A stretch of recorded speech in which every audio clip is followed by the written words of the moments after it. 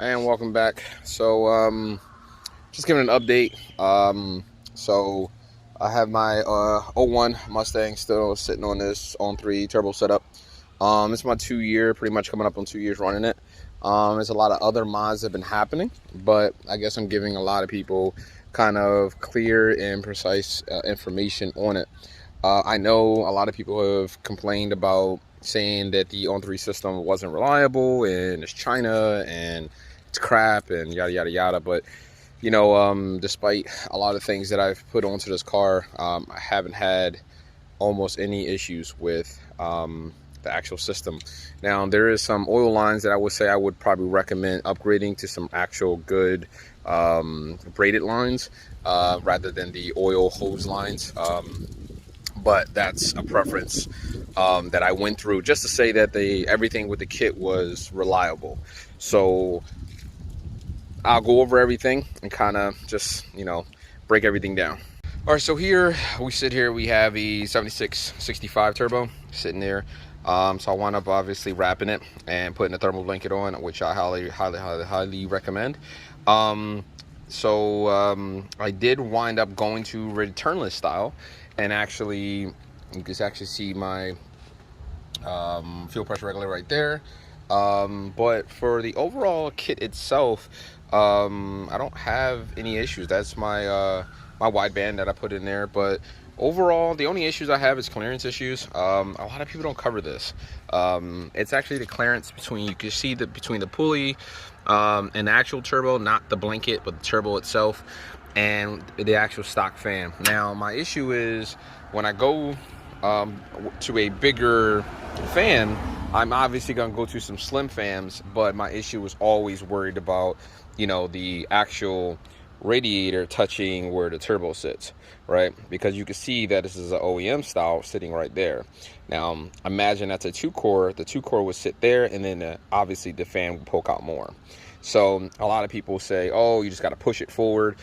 But there's really no precise way to actually doing that. So when I pull into the shop, I'm actually going to try to write up something for that, because I want to run something more efficient than OEM style plastic radiator, especially in the high summers. Right now it's fall, and I don't really have any cooling issues due to that. So I guess I can move on to the next mod. Next mod I did is GT hood. I got some actual hood extractors, and I actually cut inside the hood and actually put them on there. I didn't really care too much about the hood because I am going to a different style hood. Is actually going to be a 3 or 4 inch cowl hood. But for the money, for the time that I needed it for, as you can see, they're right here, and it actually helps out. So a lot of times, as you can mostly see in through there, they actually work. And actually what I did was I took off the cheap fake honeycomb hood scoop, and I actually made it work. So I actually drilled through all those holes, literally all those holes, and actually made it work. Don't know if you can see through it, but right here I actually cut it so it actually can bow through and push some of that heat out. I was having a lot of heating issues when I was running the stock fuel setup. I was actually getting a lot of heat under here. So I do run the Edelbrock style intake manifold because of the high RPMs. I'm well over the 6,000 RPMs, and that definitely does it for me.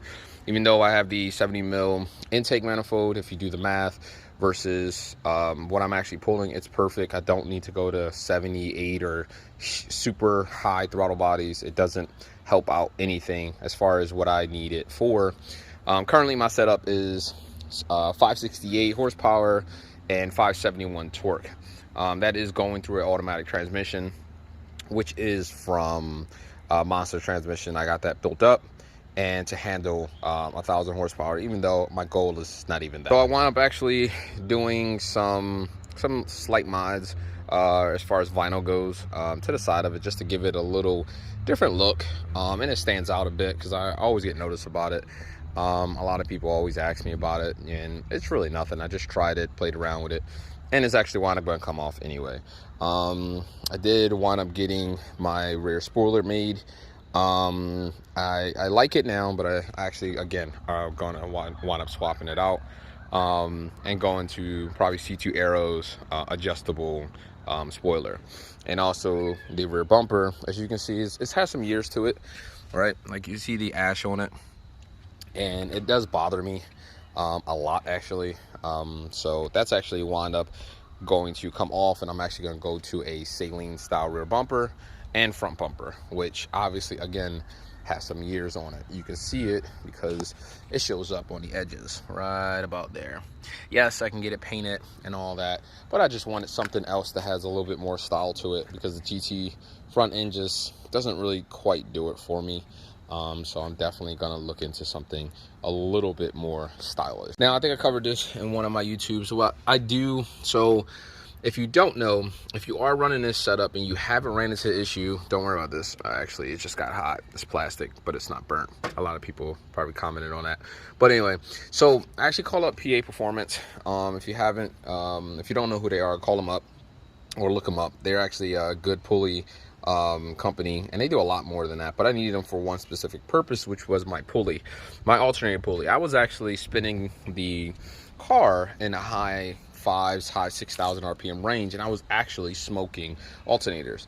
I couldn't figure out for the life of me what was going on. Well, after doing some research, the alternator can only spin but so fast, and I was actually doubling that. So I would actually, a brand new one, it wouldn't last me a day if I went out and actually wanted to put this down.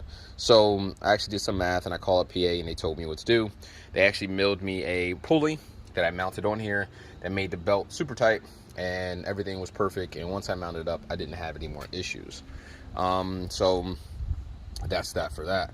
As far as everything else goes for the car, it's pretty like legit. The all-3 kit works very well. There's a lot of things I'm going to do over the winter, like all these power wires you see right here, they're all going to get cleaned up. All the wires that you see back here, they're all going to get cleaned up. My vacuum distribution block, I recommend this. I didn't really think about the importance of this, and I don't know why, but what happened is I actually ran everything to an individual vacuum port. And if you don't, and that one source collapses, breaks, you lose vacuum to everything. And I don't know why I didn't, but when I put that in, it just made a lot more sense. If you're worried about this hose, this is the old stock fuel hose. Doesn't do anything. It's just there, and I just didn't really feel like taking it out. I didn't really see the need to. But like I said, overall, the system itself runs well, really well. But yeah, so I'll start it up for you guys, and you can tell me what you like. All right, so go ahead and start this thing up. So yes, I swapped out my steering wheel. A lot of people will talk about it, about the airbag and all that, but like I said, it's very rare that, you know, that I run around with this thing. But if I do, it is what it is. I did run a wire in the back of this to cut off my airbag light, but I think after a while it didn't. I wound up dislodging the wire, because sometimes my airbag light comes on and sometimes it doesn't. So it is what it is. But this is a cold start. Car's been off pretty much all day. Yeah.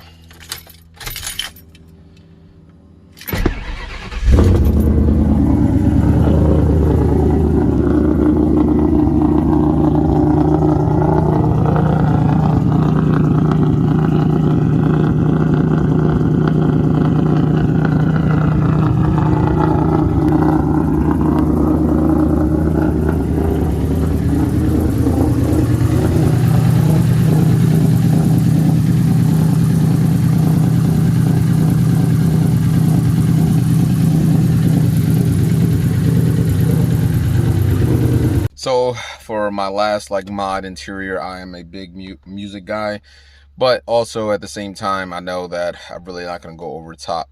But as you can see on my back deck, I do have a ton of speakers, to not include my 2 huge 12s from Scar Audio, my TVXs. They're in the back, and yes, there is a second battery behind that seat, and it's a bunch of 0 gauge running all in the back of there. So for the most part, that's it.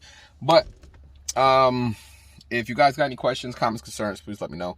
If you want me to include and or just let you, whether it's good or bad, just let me know. Appreciate you guys for watching.